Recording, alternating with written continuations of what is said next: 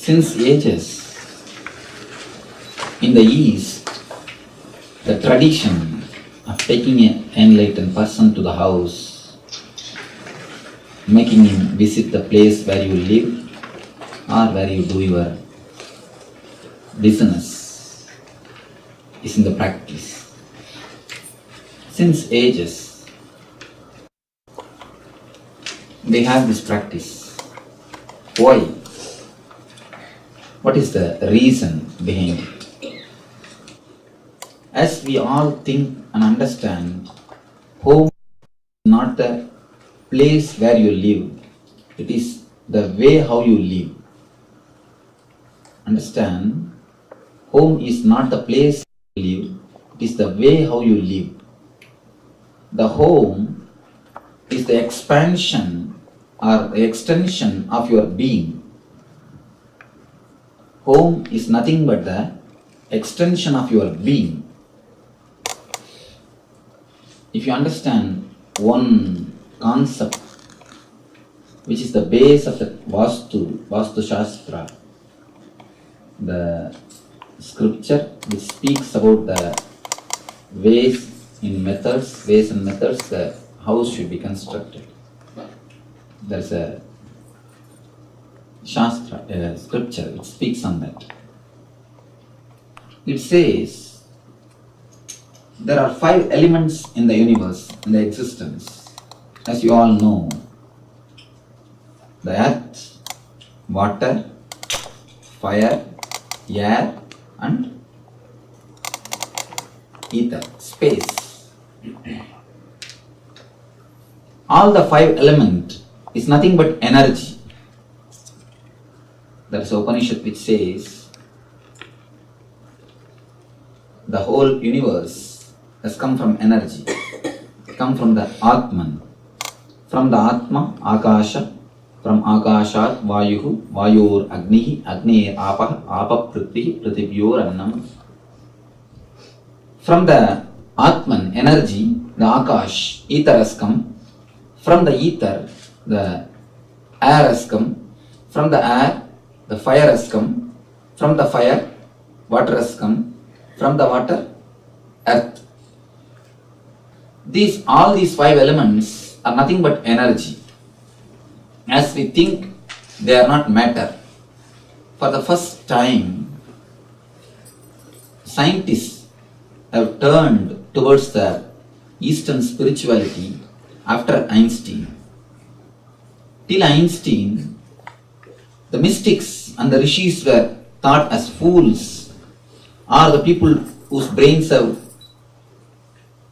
gone. Always the scientists are the people who work based on the logic.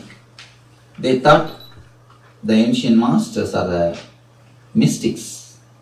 They are mad people or they have some disease.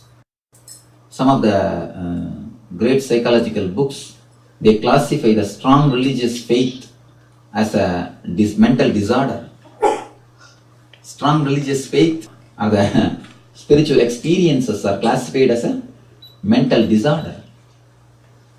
For a long time, the logical world was thinking the Eastern mystics or the Eastern rishis were mentally sick, or their words are nothing truth, more or less like a superstitions and self-serve rituals. First time after the Einstein, the whole world of logicians, mathematicians and scientists turned towards the East, towards the Upanishads, because of few statements of Einstein. In one place, Einstein says, whatever exists is energy.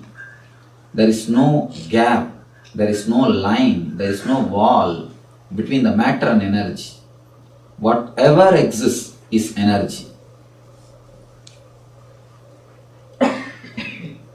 Somebody asked him, how matter becomes energy and energy becomes matter. He says, here, for this question, scientists cannot answer, only the mystics can answer. Here ends science and starts mysticism. Actually, the last word is whatever exists is energy. After such a long search, what science has declared, the last word of science is energy. Is the first word of first Veda of the first Upanishad. The first Veda is Rig Veda. First Upanishad is Isha Vasyam Upanishad. The first statement is Isha Vasyam Idam Sarvam. Whatever exists is energy. Where science ends, spirituality starts. Whatever exists is energy. As you think, there is no boundary between the matter and energy. There is no watertight compartment between the matter and energy. The grass energy is matter, subtle matter is energy. Grass energy is matter, subtle matter is energy. When it is subtle, it is energy. When it is grass, it is matter. There is no borderline between these two. These elements are nothing but energy. Earth, water, fire, air and ether. All these five elements are nothing but energy. In East, we had the tradition of worshipping all these five elements. The spirituality started by worshipping these elements only. The earlier upasanas from Svetaswara Upanishad, from the early Upanishads, if you see, there is no mention about the gods or goddesses like this. There is no form in Kena Upanishad and all. There is no form is mentioned. But the nature is worshipped. Because nature is the first doorway towards the divine. We know in this five energy, few things we know. The earth is energy, you can understand. When a stone is used, what effect it makes on somebody. Or if the earth is compressed, how it can become. You know, you can physically see the earth. So earth is energy, it is easy to understand. Water is energy. You know, if the flood comes, what the water can do. Water is energy, you can understand. Fire. When the forest fire happens, you know what's the result. Fire is energy, you can understand. Same way, when the tornado comes, you can understand the air is energy. When the cyclone, tornado, when all these things happens, you can understand that air is energy. But we miss to understand that ether is also energy, the fifth element. Space is energy. Space is also an energy. Ether is also an energy because it is so subtle, so sensitive, we can't feel the happenings in the space of ether. We can feel the happenings in all these four spaces. In the earth, in the water, in the fire, in the air, you can feel, you can sense it. Because of that, we can understand. But we forget to understand that space, ether is also an energy, a power. It is more subtle and more powerful. Because when it becomes subtler, it becomes more powerful, more energetic. The science is created by the masters to handle the power of ether. To handle the power of ether. To use the power of ether in a proper way. To handle the earth, we have a lot of mechanisms, instruments. To handle the water, we have a lot of things. To handle the fire, we have a lot of things. You can use the fire by a proper oven, by a proper furnace.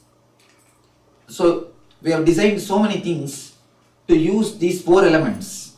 Our masters have designed Vastu Shastra to use the ether element, use the space element.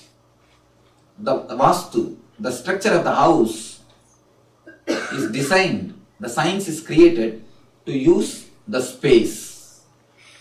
There are three types of spaces. One is the Chidagasa. Chidagasa means the space which is inside your being, inside your body. The space from which you operate. The second thing is called Mahakasha. Second thing is called Katakasha. The space in which you are living. Third thing is called Mahakasha, the whole sky, whole Prapancha. The Akash, which is inside your body, is called Chidagasa. The Akasha, which is under which you are living, which surrounds you, is called Katakasa. The Akasha, which is all over the universe, the Prapancha, is called Mahakasha. The Mahakasha is always pure, energetic, powerful. But the Katakasha gets imbued by your thoughts.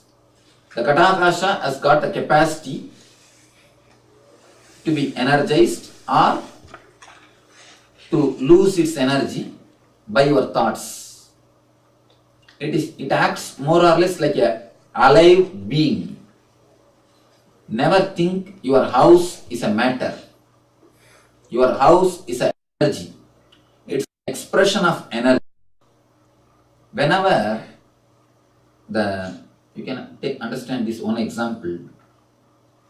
If the water is compressed by a compressor, it becomes energy. By the air, if it is compressed by a compressor, you can even move a train. It becomes energy. Same way, if the ether is compressed in some particular space, in particular shape, again that becomes energy. Iron piece, if it is a square, it's different. If it is I-shaped, steel engineer, it's totally different.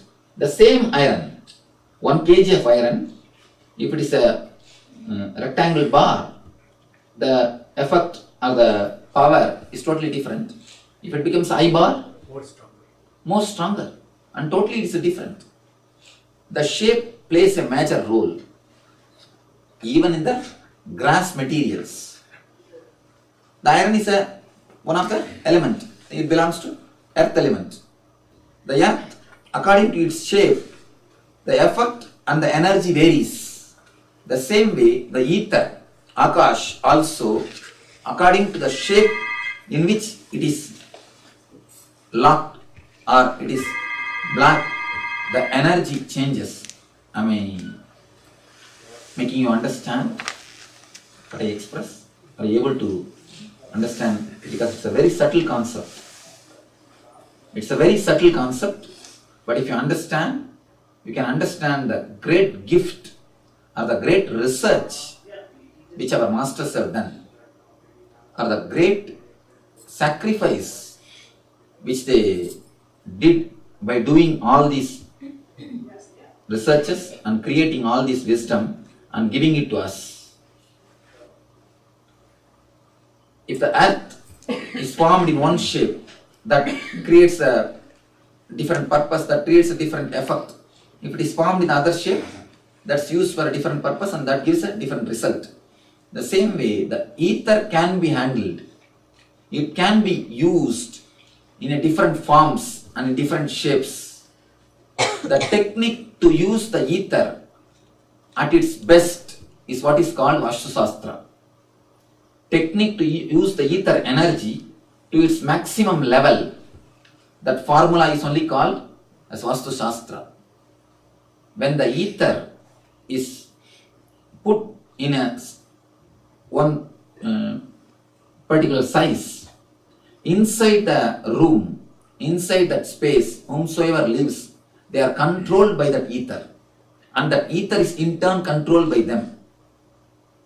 Their thoughts affect the ether and the ether affects their thoughts.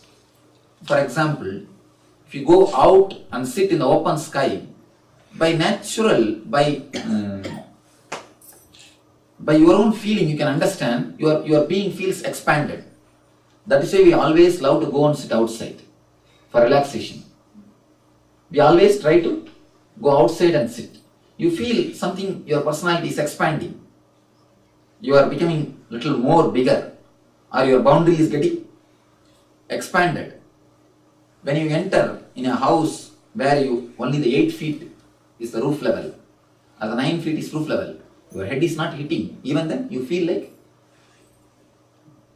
being, compressed or shrinking. Your mind does not feel free, or your thoughts are not flowing. The shape in which you are living, the space in which you are living plays a major role on your mind and thoughts. And the same way your thoughts play major role on the space on which you are living. House is not the place where you live. House is how you live. It is the extension of your personality. It is the extension of your being. The one more thing you need to understand, in the Vastu there is a sutra which says, and which is proved in modern day, which says, including the rocks and plants and the trees or the furnitures, including all these things, everything responds to your thoughts. That's a research done by some people. I read the research in one of the leading spiritual magazine. They say they planted 3 rows in a pot. The same type of rows, same way the water is given, same way the minerals are given, same type of care is offered. Only one difference. All the 3 are kept in a different room. Every day the owner will go to one plant and curse that plant. You will never be alive. You will never do anything properly. Continuously curse that plant. Next plant, he will not do anything. He will just pour the water and come away. Third plant, he will go and tell, you are going to have a beautiful flowers. Don't bother about it. Your life is totally going to be different. Just words, nothing else. Just words. First plant he will go and through all negative things. Second plant he will go, pour the water, manure and come away. Third plant he will go and speak in a very loving way.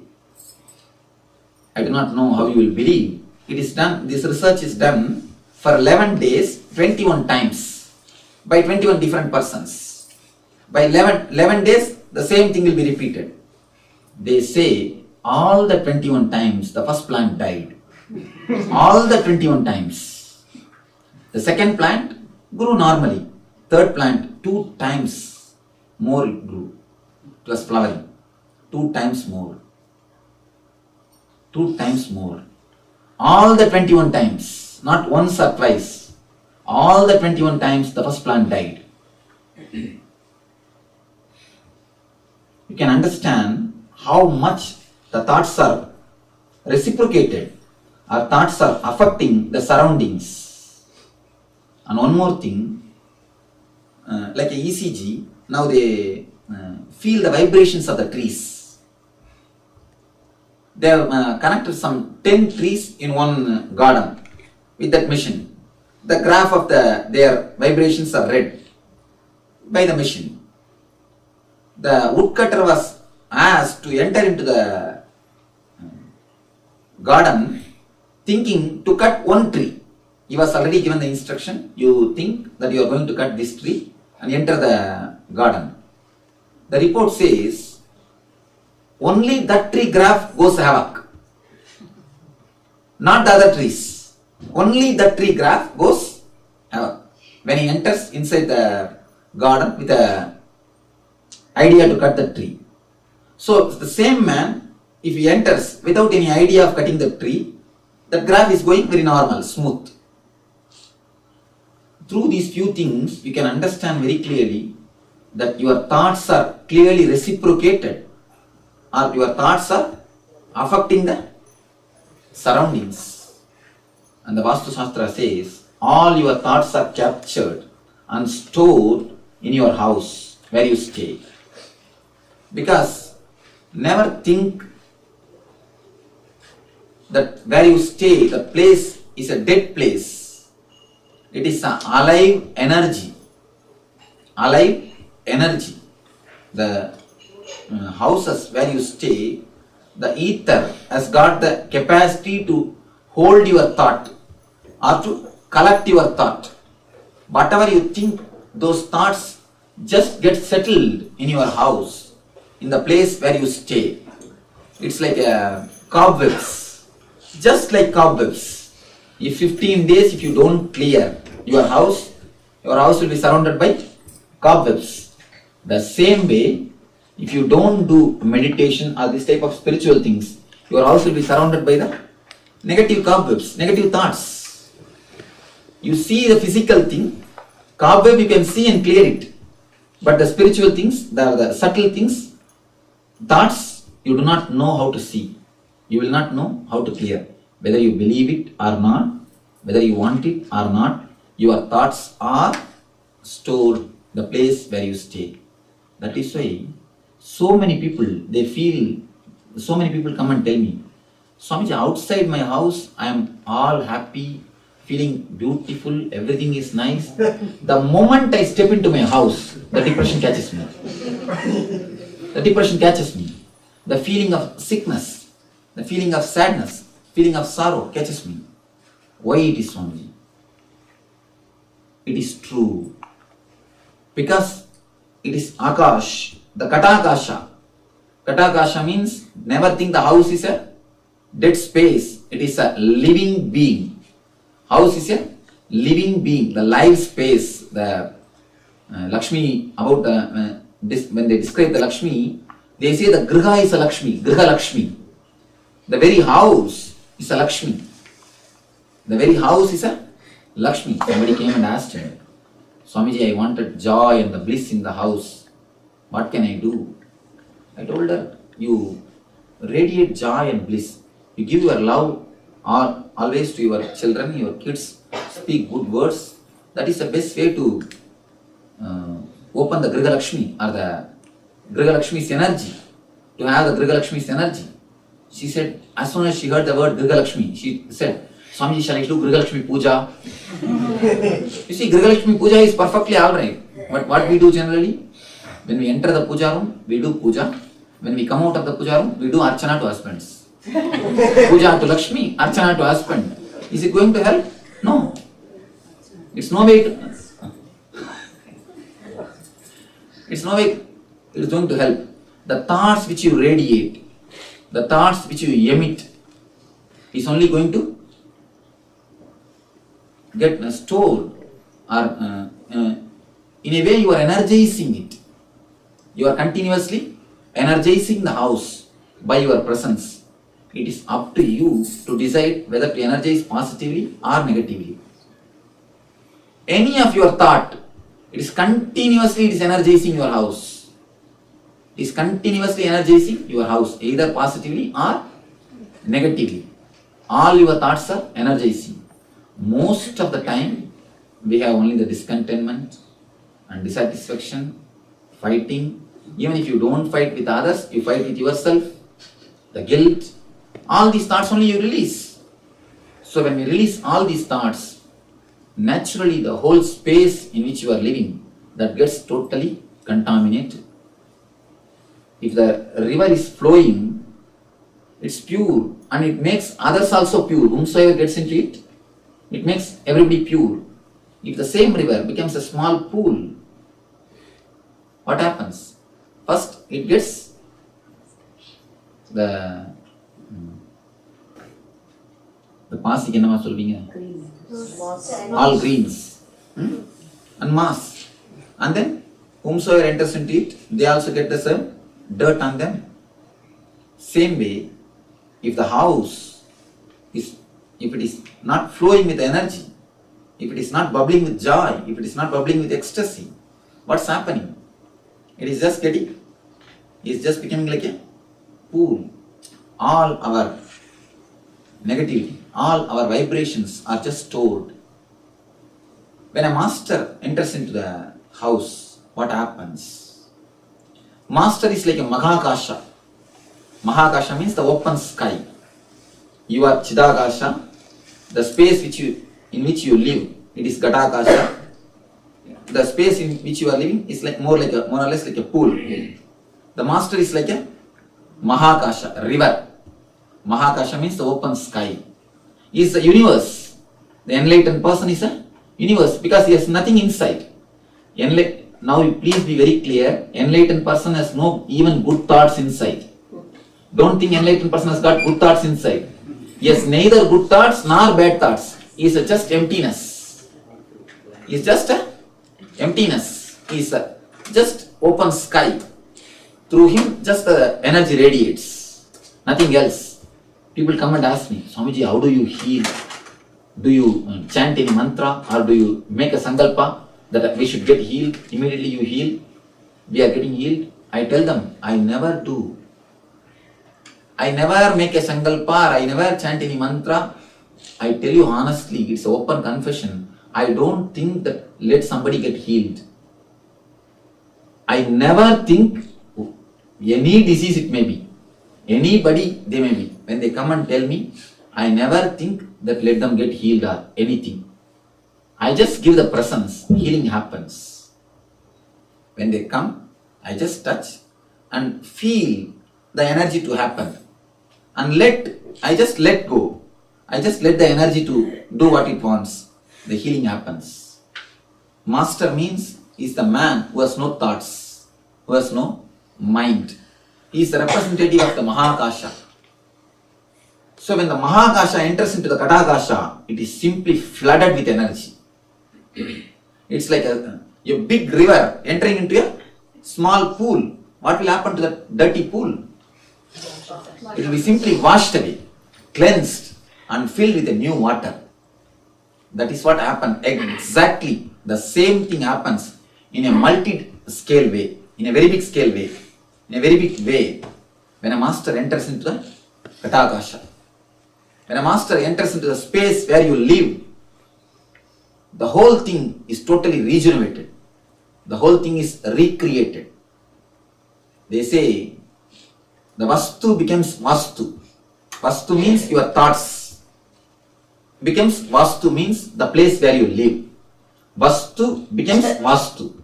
Your thoughts only becomes the space where you live. The place is different and the space is different. The place can be cleaned by vacuum cleaner, but the space can be cleaned only by meditation.